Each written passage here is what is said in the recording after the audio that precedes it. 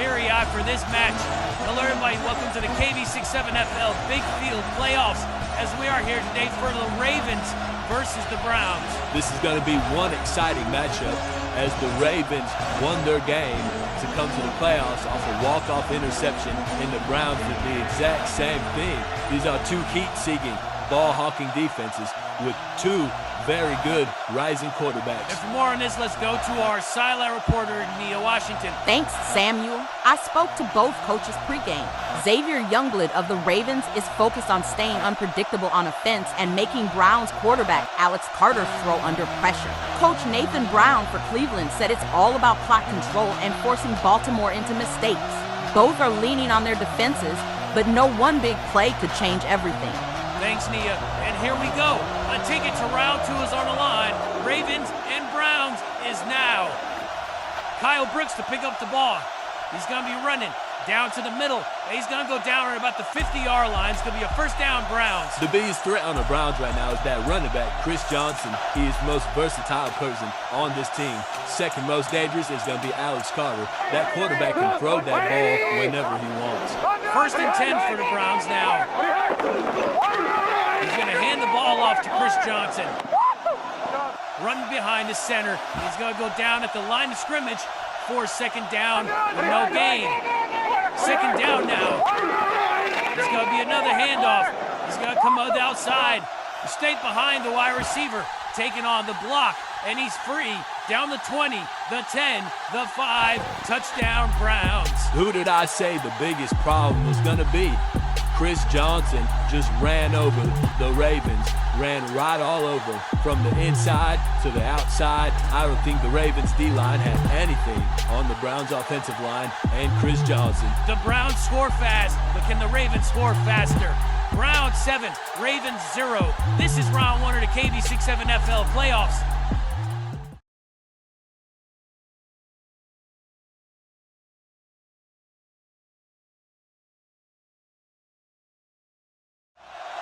Hello everybody, welcome back to the KB67FL playoffs as Chris Johnson with a big touchdown run.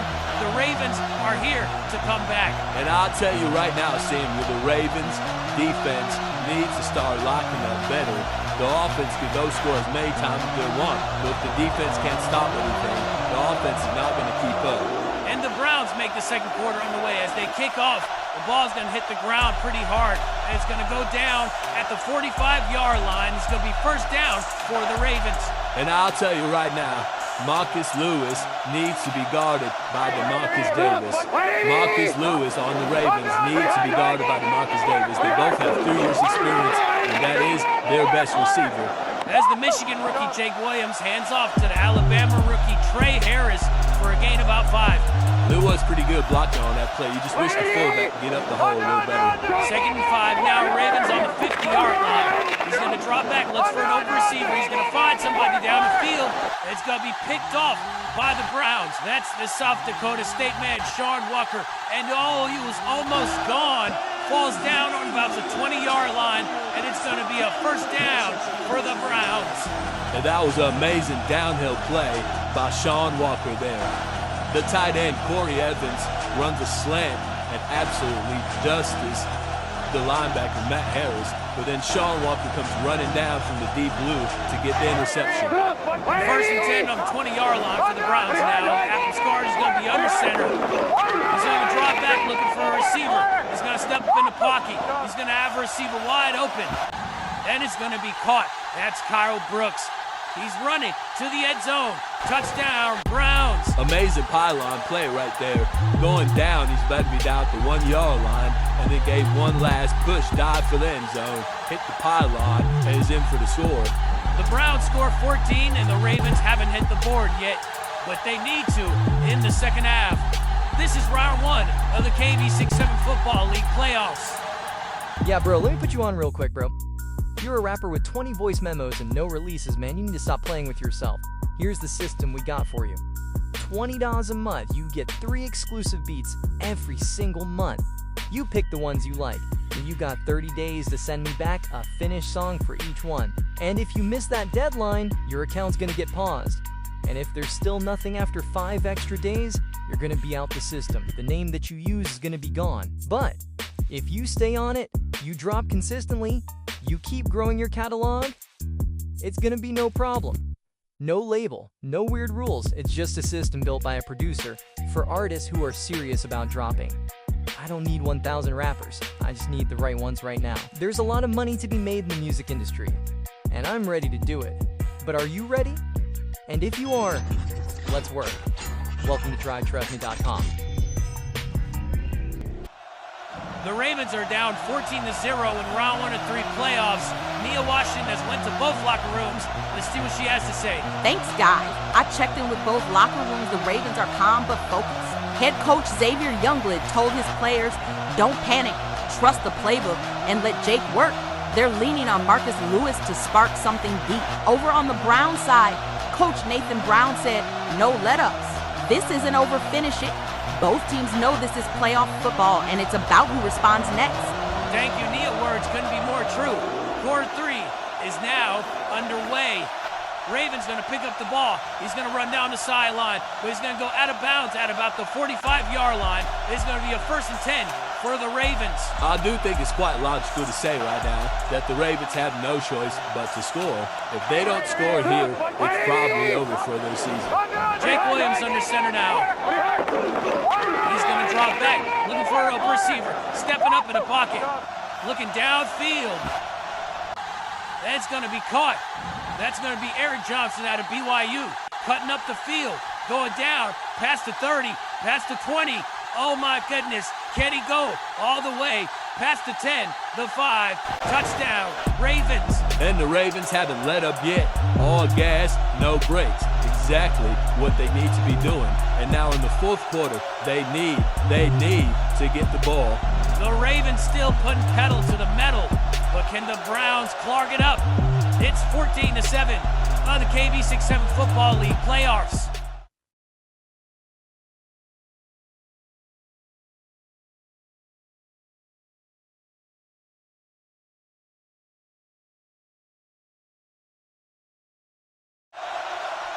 Welcome back to the KB67 Football League as we are in quarter 4.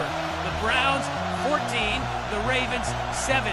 All the Browns got to do to win is score one time. It could be a field goal, it could be a touchdown. All they have to do is score. But the Ravens need to get the ball back if they want to come back. Quarter 4 is now. It's going to be picked up by the guys that take a knee and then go down on the 30-yard line for a 1st down. Browns. If I was the Browns, if I was Nathan Brown, the coach of the Browns, I'd give this ball right back to Chris Johnson. He's been running the game all day. He's been running people over. He's been doing nothing but moving. And I do completely agree with you right there. Alex Carter understand he's going to drop back, looking for an open receiver and step up in the pocket. Looks like he's going to go to a dump pass for Chris Johnson. Chris Johnson going to take that ball. He's going to run down, looking for an open lane. He's going to go down about the 40-yard line for a 1st down for the Browns. And I don't think I'd be wrong if I say that's a direct pass to him. That play was meant for him, and it looked like a screen pass going straight to Chris Johnson. The big question is, are they going to keep on that same scheme, or are they going to change it up? Yeah, of course. They're going to stay on that same scheme. I don't think they're going to change up much. I think they'll be 100% right. They hand the ball off back to Chris Johnson. He's going to be going up the middle, following the lead blockers, getting more room. Is he going to make his end zone? No, he's going to go down to about 35-yard line for a 1st down, Browns. And I don't see why stop the run right here. You might as well keep it going. Well, let's see if they do this. Alex Carter's under center. He's going to do play action. He's going to fake hand it off. He's going to step up in the pocket. He's going to throw that ball. It's almost picked off. It's going to be a huge incomplete pass, and it's going to be 2nd down, Browns. I can 100% respect the fake handoff, but I cannot respect the fact that he did not get his hands around that ball. And Alex Carter rolling out to the left. He's going to step up. He's going to start running, but he's going to trip and fall going down on the 40-yard line. That's going to be 3rd down for the Browns. And just like that, the Browns have hit a stalemate. All they have to do is keep running the ball. And now Alex Carter's going to be in shotgun, all by himself in that backfield. He's going to drop back, step up. He's going to throw the ball. And it's going to be caught. That's going to be Kyle Brooks. He's going to turn around at about the 45-yard line. And that's going to get him back to the line of scrimmage. And this would be a far kick for the Browns, so I think they're going to go for it. Hey, you're going to be 100% right on that, Ellis Carter, by himself and empty. He's going to be under center. He's going to drop back, looking for an open receiver. He's stepping up into the pocket.